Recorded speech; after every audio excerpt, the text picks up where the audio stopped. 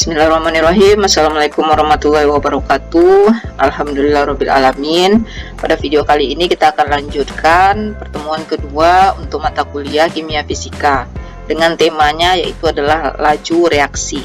Di sini dimana akan difokuskan pada teori tumbukan. Bagaimana suatu reaksi itu terjadi yang diakibatkan karena tumbukan ya antara satu zat dengan zat yang lainnya. Oke, teori tumbukan ini tema besarnya dari bentuk sediaan itu keumumannya terjadi pada suatu gas ya, sistem gas, di mana gas itu dapat mengalir, bentuk dan volumenya tidak tertentu, mengisi seluruh ruangan yang ditempatinya. Partikelnya bergerak bebas dan sangat renggang. Dengan demikian bentuk dan volumenya tidak tetap ya. Jadi di antara padat, cair, dan gas, kondisi partikel yang bebas itu adalah yang gas ini ya. Padat tentu saja dia sempit gitu ya. Kalau cair itu agak renggang tetapi masih banyak juga ya itu antar partikel di dalamnya. Nah, kalau gas itu akan lebih sedikit sehingga pergerakannya itu juga akan lebih besar. Oke, pada pertemuan ini kita akan membahas tentang kinetika kimianya, tentang teori tumbukan, faktor yang mempengaruhi terjadinya tumbukan, hubungan antara tumbukan dengan energi aktivasi, dan hubungan tumbukan dengan laju reaksi. Oke, pendahuluannya, bidang kimia yang mengkaji laju terjadinya reaksi kimia dinamakan kinetika kimia ya. Mungkin sama Bu Nesa itu sudah dahulu dipelajari tentang kinetika orde 1, 2, dan seterusnya ya. Kata kinetik ini menyiratkan gerakan atau perubahan ya. Jadi kinetik itu gerakan atau perubahan. Dapat didefinisikan bahwa energi kinetik sebagai energi yang tersedia karena gerakan suatu benda. Energi dihasilkan karena adanya suatu gerakan. Kinetika itu sendiri merujuk pada laju reaksi, yaitu perubahan konsentrasi per reaksi atau hasil reaksi terhadap waktu ya, konsentrasi per waktu. Nah, secara analoginya di kehidupan kita sehari-hari, tubuh kita ini bergerak itu adalah suatu energi ya, menghasilkan suatu energi. Mau berdiri kita, buka laptop, bahkan mau mendengar video ini, itu semua adalah suatu gerakan yang akan menghasilkan energi ya. Reaksi kimia terjadi dari arah reaktan menuju produk, dan selama reaksi kimia berlangsung, reaktan digunakan atau dikonsumsi bersamaan dengan pembentukan sejumlah hasil reaksi ya. Jadi di sini ada istilahnya itu reaktan dan produk, di mana yang bereaksi itu adalah si reaktan yang dimana dia akan menghasilkan produk. Reaktan digunakan atau dikonsumsi bersamaan dengan pembentukan sejumlah hasil reaksi atau produk. Jadi reaktan dia akan bereaksi menghasilkan suatu produk. Secara umum bila reaksi telah berlangsung cukup lama, maka akan terjadi penurunan laju reaksi. Ini logis lah ya. Ibaratnya mau lari ya, lari 10 kilo, mungkin di 3 sampai 5 atau 6 kilo itu masih kuat. Nanti lama-kelamaan itu akan berkurang ya, energinya gitu ya, atau kecepatan larinya. Nah, sama seperti di Ramadan ini, kita akan menjalankan insya Allah itu Ramadan selama 29 atau 30 hari ke depannya. Dan sayangnya itu berbanding terbalik dengan kondisi ini ya, bukan diharapkan semakin mendekat ke akhir Ramadan itu semakin loyo. Bahkan yang afdolnya atau waktu-waktu yang terbaiknya itu bahkan ada di akhir ya. Jadi mungkin sistemnya agak dimulai diangsur-angsur dari awal ini, nanti di ujungnya harus dipercepat ya. Itu kebalikan dari teori tumpukan, dimana kalau yang namanya reaksi secara kimia semakin lama bereaksi tentu dia akan habis ya, terjadi pengurangan. Maka kecepatan reaksi tergantung pada konsentrasi zat-zat yang bereaksi. Nah, solusinya adalah untuk bisa dia tetap laju reaksinya konstan, itu akan dipengaruhi oleh zat-zat yang bereaksinya tadi ya. Jadi campuran zat A dan B, di mana keduanya itu kalau dicampur gitu dapat mempertahankan targetnya, misalnya sejauh 10 kilo tadi gitu ya, dapat dia bertahan lama sampai di 10 kilo tadi dengan kecepatan yang konstan. Nah, kalau kembali lagi ke Ramadan ini berarti kegiatan-kegiatan ya, kegiatan-kegiatan yang dilaksanakan agar menunjang semakin tingginya performa kita nanti menjelang di akhir ya. Mungkin di Ramadan ini, tapi alhamdulillah untuk S1 itu belum praktikum offline ya, hanya online saja. Jadi sangatlah bersyukur untuk di S1 bisa fokus waktunya hanya perkuliahan online saja.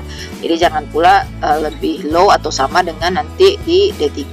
Bukan maksudnya di D3 itu kurang gitu, tapi memang kondisi mereka praktikum offline selama 2 minggu ini gitu ya. Jadi bisa dibayangkan mungkin karena ini baru hari kedua kami, insya Allah baru akan hari kedua praktikum offline. Di hari pertama itu saja sudah kelihatan pagi dibanding sore, yang praktikum sore itu sangat berbeda sekali ya, sudah mulai turun. Itu baru satu mata kuliah. Kalau ada 2 atau 3 mata kuliah yang dipraktikumkan ya luar biasa. Mudah-mudahan kita semua tetap diberi kesehatan, tetap diberi semangat menjalankan kegiatan duniawi kita, dan insya Allah di Ramadan ini juga bisa khusyuk untuk ibadahnya. Amin ya. Oke, kembali lagi ke pembelajarannya. Kecepatan reaksi kimia selalu berbanding lurus dengan konsentrasi reaktan dengan pangkat tertentu yang merupakan orde suatu reaksi. Nah, ini ya yang sudah dipelajari, kecepatan kimia itu berbanding lurus dengan konsentrasi reaktan dengan suatu pangkat tertentu yang disebut dengan orde reaksi. Besarnya konsentrasi reaktan berpengaruh terhadap tumbukan yang terjadi. Molekul-molekul reaktan yang bertumbukan akan diaktifasi oleh adanya energi aktivasi atau energi pengaktifan. Jadi selain dari zat yang bereaksi juga dipengaruhi oleh energi aktivasinya agar bisa menghasilkan suatu tumbukan atau laju reaksi yang baik ya. Pertemuan partikel-partikel reaktan itu merupakan terjadinya suatu tumbukan.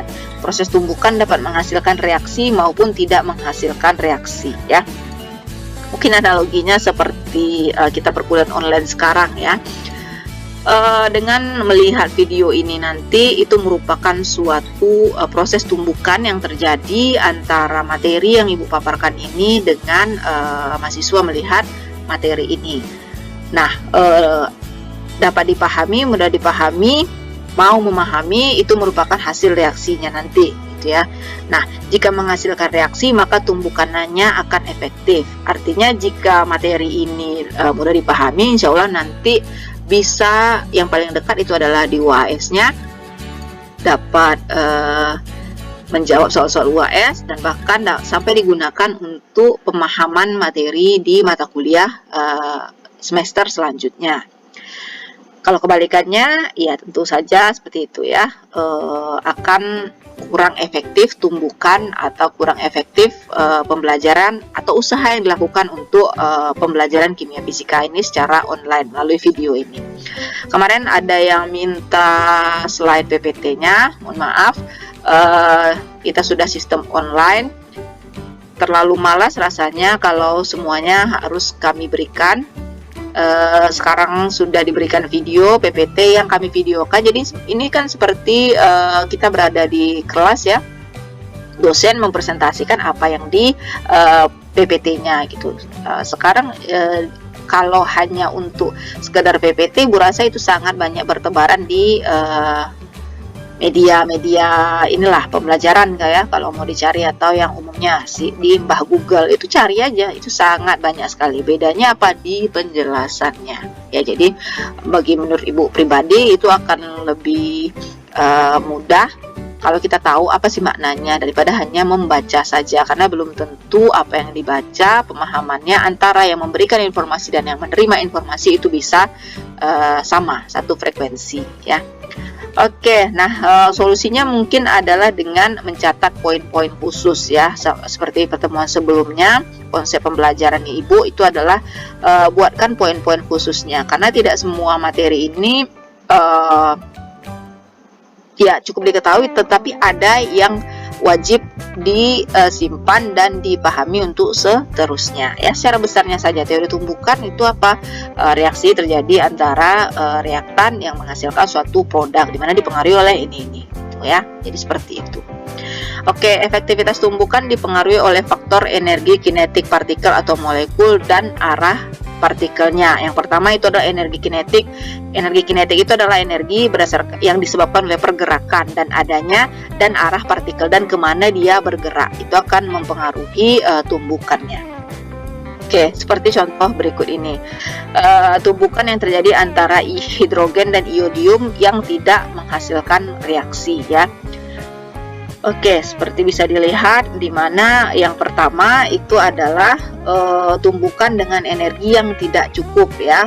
Yang kedua, molekul terpisah kembali membuat tumbukan tidak berhasil ya. Jadi seperti ini.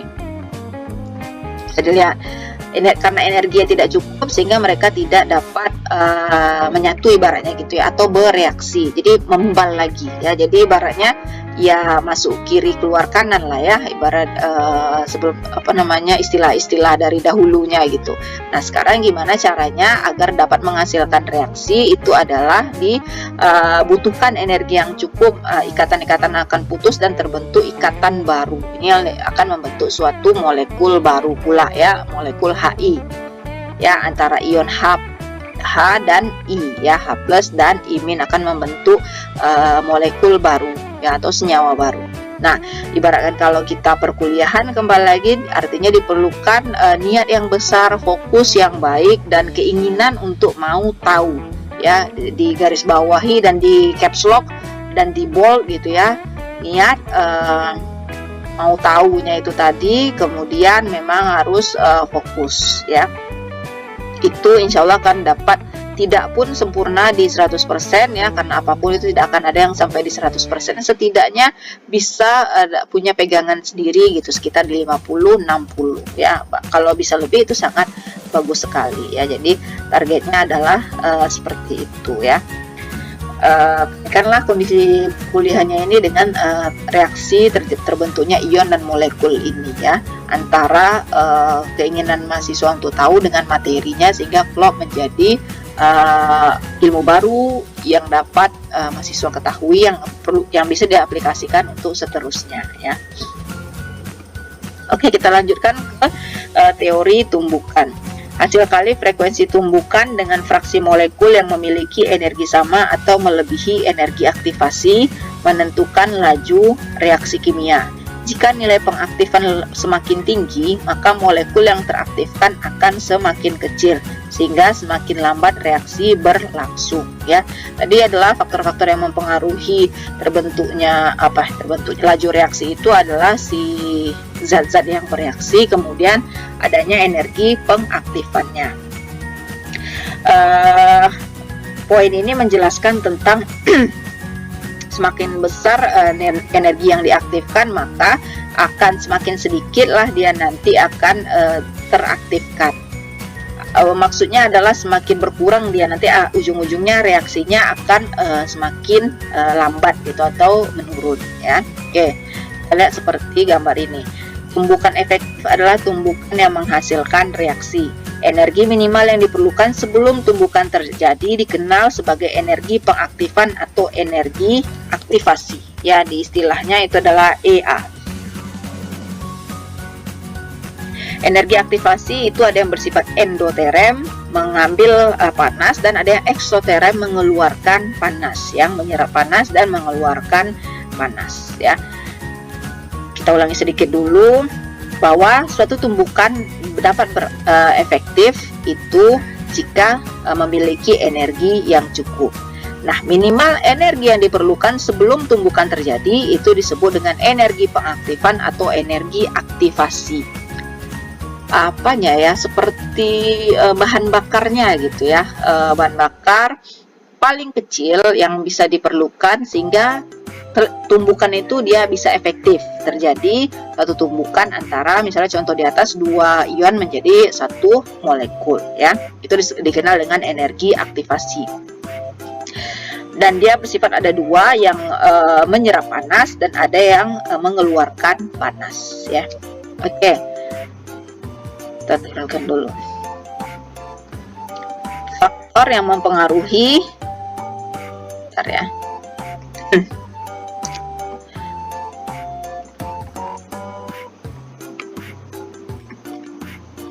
Oke, faktor yang mempengaruhi terjadinya tumbukan. Partikel zat. Oke, masuk kita ke faktor-faktor yang mempengaruhi terjadinya tumbukan. Jadi diketahui sebelumnya tumbukan yang efektif itu jika memiliki energi yang cukup. Nah, minimal energinya itu disebut dengan energi pengaktifan agar dapat terjadi tumbukan yang efektif. Kita lanjutkan ke faktor-faktor yang mempengaruhinya lagi ya. Partikel zat yang saling bertumbukan tidak langsung berubah menjadi produk. Partikel tersebut terlebih dahulu membentuk molekul kompleks. Molekul kompleks akan teraktivasi di mana ada hubungannya dengan energi aktivasi. Seperti contohnya itu tadi adalah di H dan I ini. Jadi H itu ibaratnya dia punya apa namanya tuh penyangga ya bagian penyangga, begitu juga dengan I dengan ion I.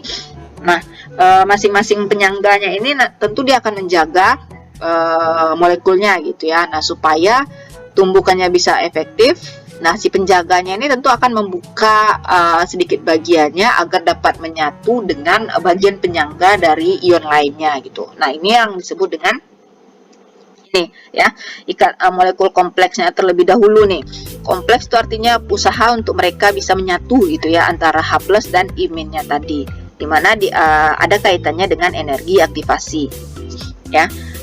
Ini definisinya lagi ya, energi tumbukan terendah yang dibutuhkan supaya bisa terbentuk molekul kompleks yang teraktivasi. Dimana artinya tadi antara molekul H dan I itu struktur ikatannya akan melemah sehingga dia akan mulai melebur dan mau saling menyatu antara H dan H+ dan I- tadi. Nah, ini dipengaruhi oleh usaha agar mereka dapat menyatu, itu dipengaruhi oleh suatu energi minimal supaya pembatas antara masing-masing ionnya tadi bisa renggang gitu ya, sehingga menyatulah dia, atau pintunya terbukalah sedikit gitu ya, agar dia dapat menyatu antara satu ruangan dengan ruangan lainnya. Oke. Konsep teori tumbukan. Gas merupakan partikel molekul yang ukurannya lebih kecil daripada jarak antar molekulnya ya. Jadi kinetiknya itu sangat luas sekali ya dibanding ukuran dari si molekulnya sendiri. Gerakan molekul gas selalu lurus ke segala arah ya, lurus tapi jauh gitu ya. Tumbukan yang terjadi antara molekul gas dengan dinding wadah bersifat elastis sempurna. Artinya molekul gas akan dipantulkan kembali tanpa kehilangan energinya ya, seperti bola karet yang kita pantulkan gitu ke lantai gitu ya.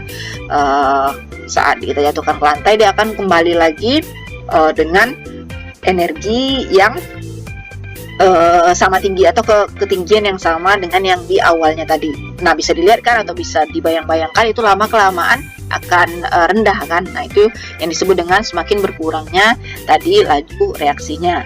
Perubahan temperatur mempengaruhi kecepatan gerak molekul gas. Semakin tinggi temperatur maka akan semakin cepat gerakan molekul gas. Jadi adanya pemanasan, semakin panas suatu suhunya itu gerakannya tuh semakin tinggi ya, ibaratnya apa kondisi kita gitu ya, di suatu ruangan yang panas itu akan semakin percepatannya gerakan molekul gasnya itu semakin tinggi juga. Artinya suhu dapat mempengaruhi kecepatan pergerakan dari suatu partikel gas. Harga energi kinetik rata-rata molekul gas sama besar pada temperatur yang sama atau tidak dipengaruhi oleh masanya, dan pergerakannya itu, kecepatan pergerakannya itu tidak dipengaruhi oleh masanya, banyak atau tidaknya dia itu tidak dipengaruhi bebas pergerakannya tadi. Konsentrasi ya, tadi ini sudah yang pertama itu, ini ada 3. Lanjut kita lagi ke faktor yang mempengaruhi terjadinya tumbukan. Yang pertama itu adalah konsentrasi. si partikel, luas permukaan si partikel, temperatur, dan katalis. Berhubungan erat dengan tumbukannya antar partikel dan merupakan faktor-faktor yang berpengaruh pada laju reaksi. Jadi ada 4 ya, konsentrasi, luas permukaan, temperatur, dan katalis. Mungkin balik ke belakang dulu di materi farmasetika dasar, itu bagian suspensi ya, atau di larutan partikel ya. Jadi hal-hal yang mempengaruhi kelarutan, hal-hal yang dapat mempercepat sedimentasi gitu ya, ukuran partikelnya, jumlahnya, luas permukaan si partikel, suhunya, dan ada katalis atau kalau di gas itu seperti energi aktivasi atau zat lain yang menambah dia lebih cepat bereaksinya. Oke, dapat diilustrasikan sebagai berikut. Yang pertama, pengaruh konsentrasi pada laju reaksi. Yang kiri ini konsentrasi rendah dan ini adalah yang konsentrasi tinggi. Konsentrasi itu berkaitan dengan jumlahnya ya, bisa dilihat contohnya ini adalah jumlahnya. Dari gambar di atas diketahui bahwa konsentrasi reaktan berhubungan erat dengan jumlah partikel zat yang terlibat dalam tumbukan. Konsentrasi reaktan berhubungan erat dengan jumlah partikel zat yang terlibat dalam tumbukan. Nah, ini bisa digambarkan di jumlah suatu ruangan ya, yang ini diisi dengan misalnya 10, yang ini di 30 partikel gitu ya, dimana adalah konsentrasi yang banyak pergerakannya itu akan semakin sedikit kan dibanding dengan konsentrasi yang kecil tadi. Jika jumlah reaktan bertambah banyak, maka akan semakin banyak jumlah partikel-partikel yang bertumbukan ya.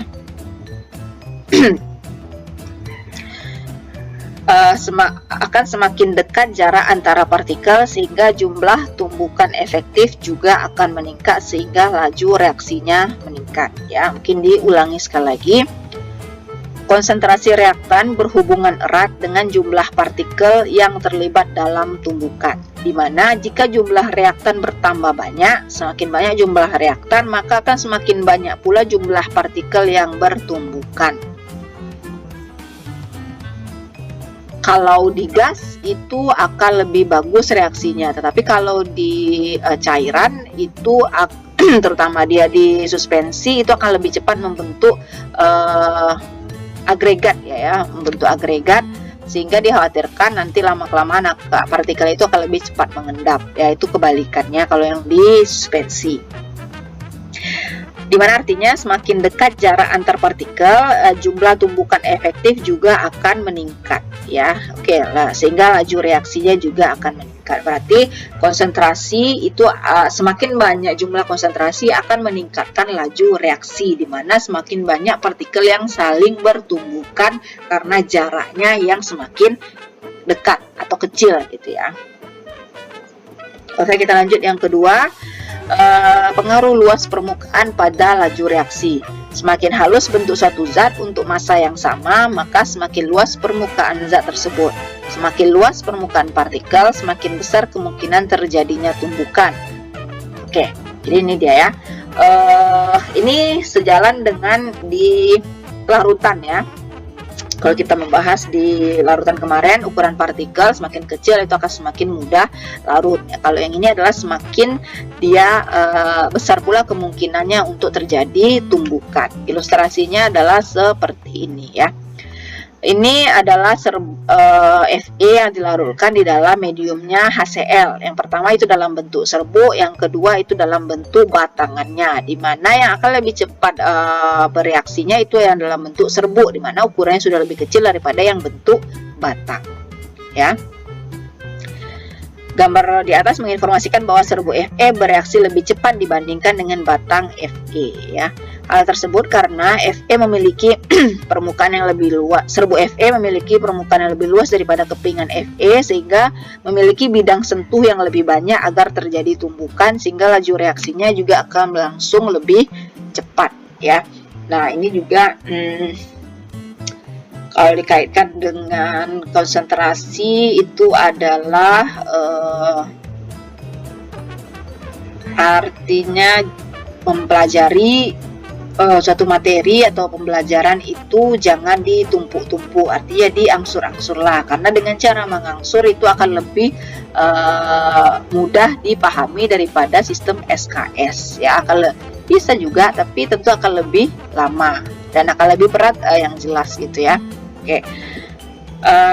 Kalau si konsentrasinya ini adalah interaksi ya. Jadi interaksi mahasiswa dengan materi pembelajaran, mau mencari tahu materinya sendiri terlebih dahulu juga, kemudian bertanya, diskusi baik dengan dosennya ataupun dengan temannya yang lebih paham. Apa sih maksudnya seperti inikah gitu ya. Nah, ini akan mempercepat proses pembelajarannya sehingga akan lebih paham gitu ya, atau bisa menyamakan persepsi gitu, agar sama persepsi atau maksud yang diinginkan. Lanjut, pengaruh ketiga itu adalah temperatur. Gambar di atas menginformasikan bahwa pada temperatur tinggi lebih banyak jumlah partikel yang bertumbukan dibandingkan pada temperatur rendah. Karena tadi sebelumnya sudah dijelaskan juga bahwa suhu itu akan mempengaruhi pergerakan dari si partikel. Karena pada temperatur tinggi energi kinetik partikel akan lebih besar. Tumbukan semakin banyak sehingga laju reaksinya juga akan lebih meningkat ya. Nah, artinya adalah dijaga konsistensi cara belajarnya itu terus panas gitu ya. Panasnya di sini artinya ya aktif tadi. Jadi jangan dibiarkan slow gitu. Kalau dikhawatirkan slow, kelama-lamaan slow itu jadi mengendap ya. Kalau mengendap itu dapat dikocok kembali atau terdispersi kembali gitu. Nah, yang dikhawatirkan kalau sampai membentuk caking ya, kalau kita waktu belajar di suspensi semester sebelumnya ya. Artinya jagalah stabilitas atau kondisi suasana belajarnya itu tetap baik gitu ya, tetap aktif. Cara untuk membuat dia panas itu dalam tanda petik adalah aktifnya tadi, mau taunya tadi gitu ya. Jangan hanya terima beres saja. Jadi kritis lah ya. Tapi kritisnya juga yang jangan asal saja sehingga akan menjadi suatu anggapan yang kurang sesuai gitu ya dengan seorang mahasiswa. Tetapi kritislah, memang itu ada kaitan dengan pembelajarannya ya, tidak asal bertanya saja. Oke, yang keempat itu adalah pengaruh katalis pada laju reaksi. Pengaruh katalis pada laju reaksi berkaitan dengan energi aktivasinya. Katalis yang bersifat positif akan mempercepat reaksi dengan energi aktivasinya yang lebih rendah. Semakin rendah energi aktivasi, maka lebih banyak partikel memiliki cukup energi kinetik untuk meningkatkan jumlah tumbukan sehingga laju reaksi pun akan meningkat. Jadi si katalis ini itu katalis ada dua ya, yang positif dan yang negatif. Dimana yang baiknya itu adalah yang positif, dimana dia akan mempercepat reaksi dengan energi aktivasi yang rendah. Positif itu artinya dia memiliki energi aktivasi yang rendah. Semakin rendah energi aktivasi artinya semakin banyak partikel memiliki cukup energi. Karena balik lagi ke belakang, definisi energi aktivasi adalah energi minimal yang dapat membentuk tumbukan ya. Nah, jadi mungkin berbeda dengan kondisi-kondisi sebelumnya, semakin banyak energi itu semakin banyak hasilnya. Tapi untuk suatu reaksi ini seminimalnya saja gitu ya, yang paling minimal tapi dia sudah memberikan hasil yang efektif. Oke, lanjut kita. Agar molekul dapat bereaksi harus terjadi tumbukan, di mana molekul harus memiliki energi minimum untuk bereaksi. Nah, itu yang disebut dengan energi aktivasi. Fungsinya adalah untuk memutus ikatan-ikatan pada reaktan sehingga terbentuk ikatan baru pada hasil reaksi atau produk.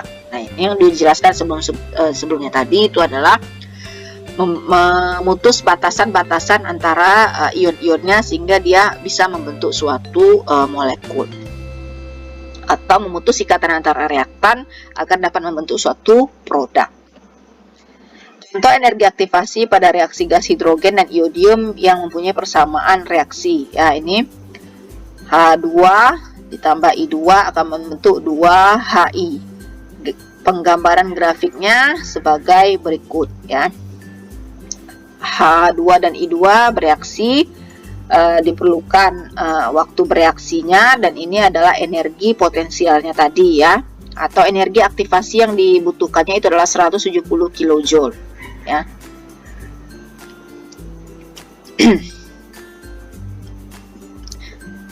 Artinya untuk proses reaksi ini diperlukan energi aktivasi H2 dan I2 itu adalah 170 kJ yang akan menghasilkan produk 2HI.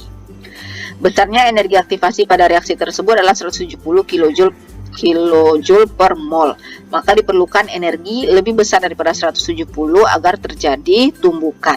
Ketika reaksi berlangsung, diserap energi sebesar 170 kJ dan digunakan untuk memutuskan ikatan antara HA, HH, dan II. Selanjutnya akan terbentuk ikatan HI. Reaksi tersebut termasuk reaksi eksoterm. Dia menghasilkan panas yang diperlukannya untuk memutus ikatan antara H2 dan I2 tadi. Karena pada saat terbentuk HI ada energi yang dilepaskan, ya. Jadi ada energi yang dilepaskan.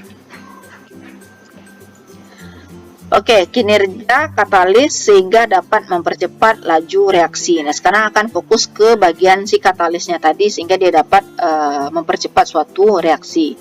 Gambar di atas menginformasikan bahwa proses reaksi tanpa katalis yang landai ini, yang sangat tinggi, merupakan satu kurva yang tinggi, energi aktivasinya tinggi, sedangkan dengan katalis kurva memiliki dua puncak yang rendah atau energi aktivasinya yang rendah. Katalis dapat menurunkan energi aktivasi, mengubah jalan atau mekanisme reaksi sehingga reaksi lebih cepat terjadi. Ibaratnya mau jalan gitu ya, dari rumah ke kampus ada jalannya yang lama dan ada shortcutnya atau jalan-jalan motongnya yang lebih cepat. Nah, si katalis itu adalah seperti jalan potong tadi gitu ya. Dia akan memberikan waktu yang cepat untuk bisa sampai daripada dia yang tanpa katalis ya. Jadi fungsi katalis itu adalah dia mempercepat reaksi, atau kalau kita mau arah itu mempercepat sampainya ke tujuan. Oke, hubungan katalis dengan energi aktivasi ya. Homogenitas katalis dapat dilihat dari fasenya, di mana katalis yang homogen mempunyai fase yang sama dengan fase reaktan. Pada umumnya, katalis heterogen digunakan dalam wujud padat, sedangkan reaktan berwujud gas atau sementara reaktan berwujud gas atau cairan. Sehingga memang diperlukan katalis yang homogen agar dapat sefrekuensi sehingga menghasilkan produk yang lebih cepat ya. Oke, pengaruh katalis pada laju reaksi. Teori kinetik gas merupakan dasar teori tumbukan dalam membahas terjadinya suatu reaksi. Berdasarkan teori kinetik gas, nah mungkin teori-teorinya ini secara detailnya itu akan dipelajari di kimia ya, sudah dipelajari di kimia atau akan nanti. Laju reaksi antara dua jenis molekul A dan B sama dengan jumlah tumbukan yang terjadi per satuan waktu antara kedua jenis molekul tersebut. Laju reaksi antara dua jenis molekul A dan B sama dengan jumlah tumbukan ya. Tadi laju reaksi itu adalah jumlah tumbukannya yang terjadi per satuan waktu. Jumlah tumbukan yang terjadi per satuan waktu sebanding dengan konsentrasi, dan ini juga sebanding dengan konsentrasi atau jumlahnya tadi, karena semakin banyak jumlah reaktan itu akan mempercepat laju reaksi. Maka semakin besar konsentrasi A dan B, semakin besar pula tumbukan yang terjadi, maka semakin cepat pula laju reaksinya tadi. Ini masih pembahasan yang di awal tentang kondisi dari si reaktannya tadi ya, konsentrasinya, kemudian waktu yang diperlukan gitu ya. Sehingga menghasilkan banyak tumbukan dan juga kecepatan dari laju reaksi yang dihasilkan. Intinya katalis itu adalah dia yang akan membantu proses percepatan gitu ya, ibaratnya akselnya tadi. Oke, kita masuk ke kelemahan teori tumbukan. Tidak semua tumbukan menghasilkan reaksi, karena untuk menghasilkan reaksi diperlukan energi aktivasi. Jika energi tumbukan lebih besar atau sama dengan energi aktivasi, artinya reaksi baru bisa terjadi. Ya, jadi reaksi minimal itu reaksi aktivasi, semakin besar baru reaksinya akan lebih cepat gitu ya. Rumitnya, struktur ruang suatu molekul mengakibatkan tumbukan yang tidak sama jumlahnya jika dibandingkan dengan molekul yang sederhana struktur ruangnya ya. Jadi sekarang ini pergerakan yang dipengaruhi oleh struktur ruangnya tadi ya. struktur ruang molekul yang rumit, itu tumbukannya tidak akan sama dengan yang lebih sederhana. Kita lanjutkan ke hubungan tumbukan dan energi aktivasi. Molekul bergerak memiliki energi kinetik. Semakin cepat geraknya, semakin besar energi kinetik yang diubah menjadi vibrasi atau getaran. Jika energi kinetik besar, maka tumbukan bergetar kuat, akan memutuskan ikatan kimia. Terbentuknya hasil reaksi atau produk diawali dengan putusnya ikatan. Tumbukan efektif terjadi jika tumbukan memiliki energi lebih besar atau sama dengan energi aktivasi. Ya, mungkin Ibu kita revisi sedikit, itu adalah untuk energi aktivasinya tadi ya, artinya memang energi minimal untuk bisa diperlukan. Semakin besar tentu akan semakin bagus untuk penggabungan reaksinya tadi gitu ya, di materi bagian sebelumnya tadi ya. Semakin rendah energi aktivatif, lebih banyak partikel yang memiliki cukup energi kinetik sehingga akan meningkatkan jumlah tumbukan. Laju reaksi pun akan meningkat. Ya, ini yang dimaksud dengan kondisi ini ya. Tumbukan efektif terjadi jika tumbukan memiliki energi lebih besar atau sama dengan EA. Ya, targetnya adalah minimal dan tentu saja yang lebih besarnya daripada energi aktivasi. Teori tumbukan dan energi aktivasi sangat bermanfaat untuk menjelaskan faktor-faktor yang mempengaruhi laju reaksi. Dengan menaikkan harga energi kinetik molekul atau menurunkan harga energi aktivasinya, laju reaksi kimia dapat dipercepat. Energi aktivasi dengan menggunakan katalis akan lebih kecil jika dibandingkan dengan tanpa menggunakan katalis. Semakin kecil nilai EA, maka reaksi akan lebih mudah terjadi. Oleh karena itu, reaksi dengan menggunakan katalis akan semakin cepat menghasilkan zat hasil ya. Ibarat tadi adalah shortcutnya. Dalam satu reaksi, katalis tidak mengalami perubahan kimia, tidak ikut bereaksi, tetapi dimungkinkan terjadinya perubahan fisik saja ya. Jadi katalis ini mak comblangnya ibaratnya gitu ya. Nanti kalau sudah jadi dia tidak akan ikut campur dengan kondisi yang sudah terbentuk selanjutnya gitu ya. Terdapat banyak reaksi yang memerlukan katalis tetapi jumlahnya relatif sedikit. Jadi katalis ini pun jumlahnya tak perlu banyak juga, sedikit saja tetapi dia sudah bisa memberikan efek gitu ya. Katalis bermanfaat untuk menurunkan energi aktivasi suatu reaksi dan meningkatkan laju reaksi. Katalis bekerja dengan meningkatkan frekuensi tumpukan antar reaktan, mengubah arah tumbukan reaktan. Nah, tadi yang awalnya itu adalah energi aktivasi ya, untuk bisa membuat penggabungan antara ion H dan H2 dan I2 gitu sehingga putuslah ikatannya. Sekarang itu akan lebih dipercepat lagi dengan adanya katalis. Oke, katalis membantu reaksi untuk berlangsung lebih cepat menuju arah kesetimbangan. Ketika reaksi sedang berlangsung akan terbentuk zat kompleks teraktivasi dan letaknya berada pada puncak energi. Jika reaksi dapat terjadi, maka pengurangan zat kompleks teraktivasi akan memberikan zat hasil atau produk ya. Hubungan antara energi pengaktifan dengan energi yang dilepaskan atau diserap selama berlangsungnya energi ditunjukkan pada gambar berikut ini. Ini yang endoterem ya. Endo dia akan menyerap panas ya, bereaksi ya, menyerap panas, kemudian baru dia panas dia dulu baru akan menghasilkan reaksi. Kalau eksoterem dia akan malah mengeluarkan dari si panasnya tadi ya. Kondisi reaksinya menghasilkan panas untuk setelah dia bereaksi. Kalau yang tadi belum bereaksi, setelah dia bereaksi hasilnya dia akan memberikan menyerap panas gitu untuk dapat memberikan reaksi. Sekarang dari hasil reaksinya membentuk panas gitu ya, endo sama eksoterem. Lanjut kita ke hubungan tumbukan dengan laju reaksi. Laju reaksi dinyatakan sebagai besarnya perubahan konsentrasi hasil reaksi atau reaktan dalam satuan waktu, atau dapat dinyatakan sebagai pertambahan konsentrasi molar salah satu produk tiap satuan waktu, atau laju pengurangan konsentrasi molar salah satu reaksi ya. Pada beberapa kasus, semakin besar konsentrasi reaktan tidak selalu mempercepat reaksi atau tidak sebanding dengan peningkatan laju reaksi akibat semakin besarnya konsentrasi. Atas dasar teori tumbukan, adanya energi yang cukup dari suatu tumbukan akan menghasilkan suatu reaksi. Di samping adanya energi yang cukup, jumlah tumbukan juga berpengaruh. Jika tumbukan antar partikel yang berhasil lebih banyak, maka akan lebih cepat pula laju reaksinya, ya.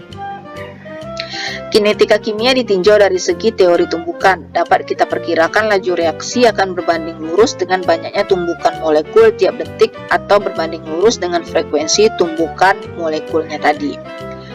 Seperti contoh gambar di atas, ini besaran lubang dari si botol ini ya. Gambar di atas menunjukkan terdapat perbedaan ukuran besarnya lubang untuk aliran kedua botol. Pada percobaan tersebut terlihat bahwa laju dapat ditentukan dengan dua cara. Mengukur volume air yang bertambah dari botol tiap satuan waktu dan volume air yang berkurang pada gelas kimia tiap satuan waktu. Ya, jadi cara untuk dapat menentukan laju ya, laju reaksi itu.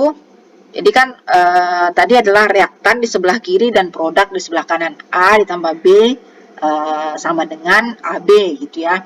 Nah, cara mengukurnya adalah dapat mengukur berapa berkurangnya A ditambah B dan mengukur berapa yang meningkatnya volume di AB ya. Ini dia maksudnya dari si gambar di botolnya ini tadi. Lebih besar botolnya tentu akan semakin banyak, akan lebih cepat produknya, atau volume tampungan akan lebih banyak daripada lubang yang kecil gitu ya.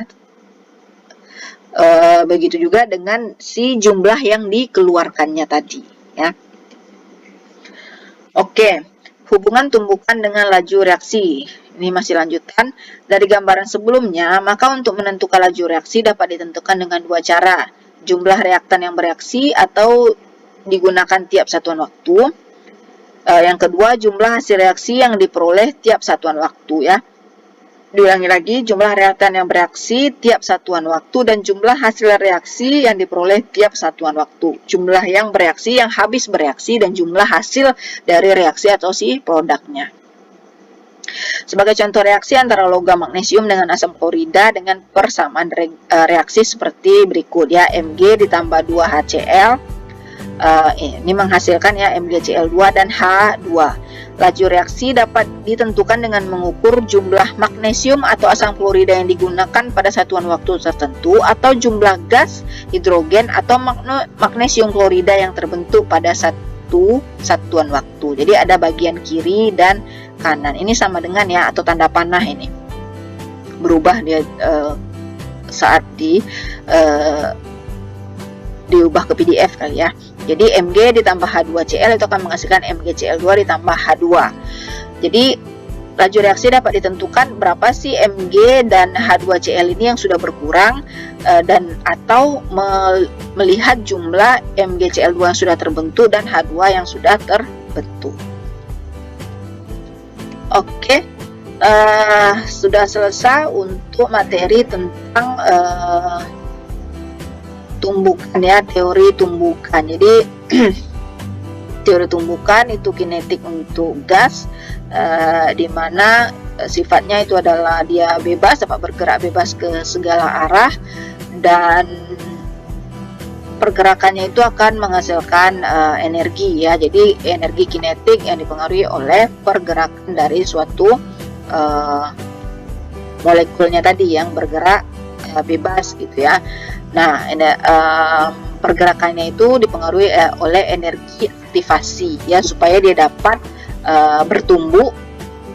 Tumbukan itu artinya menyatu ya, bergabung dari satu molekul itu bisa menjadi dua molekul ya, atau kelompok kecil itu akan membentuk kelompok yang lebih besar. Itu dipengaruhi oleh energi aktivasi atau energi minimal yang diperlukan. Itu juga dipengaruhi oleh tadi apa, konsentrasinya, luas permukaannya, suhu, sama katalis. Nah, katalis ini semakin mempercepat lagi, ibaratnya adalah mak comblangnya supaya si reaksinya tadi lebih cepat terjadi. Dengan energi aktivasi dia akan memungkinkan terjadi tumbukan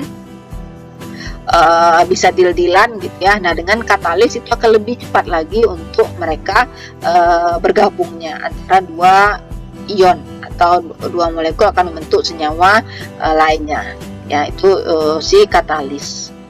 Nah, pentingnya materi ini adalah nanti kaitannya di hasil rancangan ya, suatu produk di mana kita akan mencampurkan beberapa komponen bahan. Diharapkan nanti saat bercampur itu ada yang akan meningkatkan salah satu reaksinya ya, atau juga nanti tidak ikut bereaksi tetapi dia akan mempercepat reaksi di salah satunya ya.